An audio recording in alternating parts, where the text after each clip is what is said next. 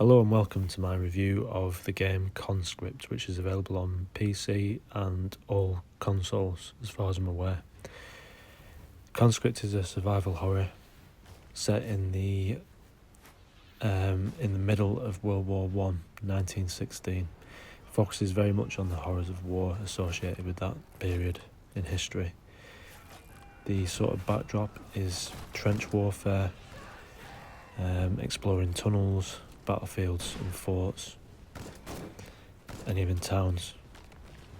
It's very reminiscent of Resident Evil in the fact that the inventory management, music, the gameplay itself and the gunplay is all very similar and is clearly an inspiration for the developer, which I think is great.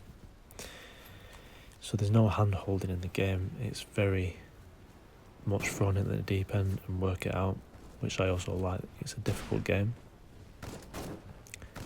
It's quite a stressful game to play in some ways.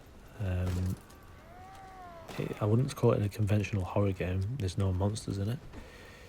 The enemies are all human, but the game managed to make them look like they are sort of monsters in uniform in a way. It's really clever how they've done it, and perhaps will have been how enemies appeared for the poor souls involved in that conflict. The combat is really good. It's very tactical. There's a lot of strategy involved. You have to really be careful about what weapon you're using. Stealth options are available. If you sneak up on enemies, you can melee them and kill them instantly. The guns require aiming and reloading. If you've got a bolt action rifle, you've got to go through the manual rigmarole of reloading after every shot, and then you've only got 8 rounds in the rifle that you're given before you have to reload the whole magazine. Really realistic in a lot of ways, and I think that just adds to the sort of the theme of World War One. It almost feels like you are there when you're playing this game, which I think is a great commemoration to that period in one of the most brutal wars ever.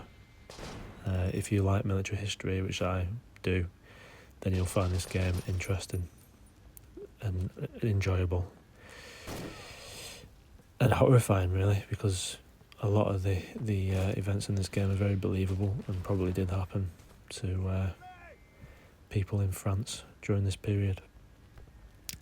The music and the sound effects are really good. They add to the mood, they add suspense in the right places, and it's quite a varied soundtrack that doesn't get boring or irritating.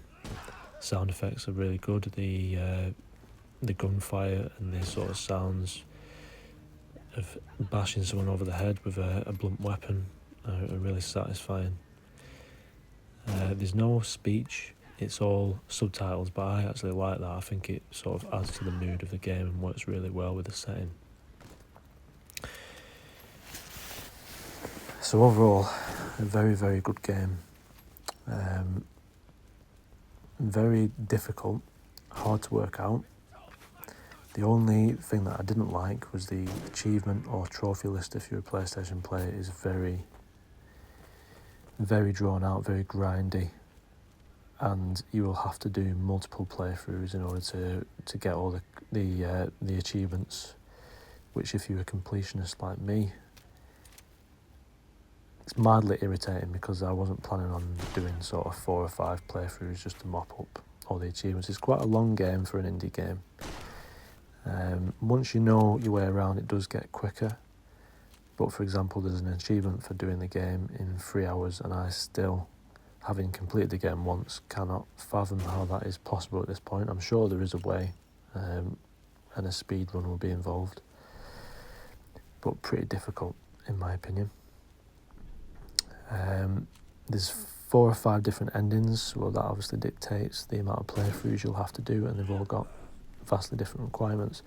I do think it's good for replayability purposes. There are a lot of different ways to play the game, different weapons to use, different styles as an achievement for getting through the game without killing any enemies directly, which is an interesting one.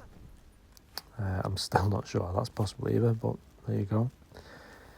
It's an ambitious achievement list, and one that whilst I appreciate the difficulty, I do think they might have stretched the sort of realistic scale of that. It gets a bit much, I think. And that's coming from someone who goes after hard achievements as a matter of course. I think it's a brilliant commemoration to World War One, which I respect a lot.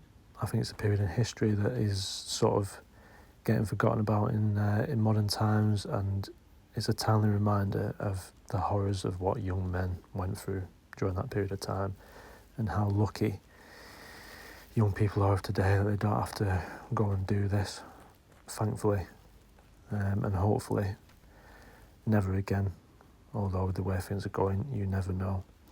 What would I give it out of 10? I would say probably about 8.5. It's a very good game. I highly recommend it. For any sort of history enthusiast, military history enthusiast, it's a must-play for me.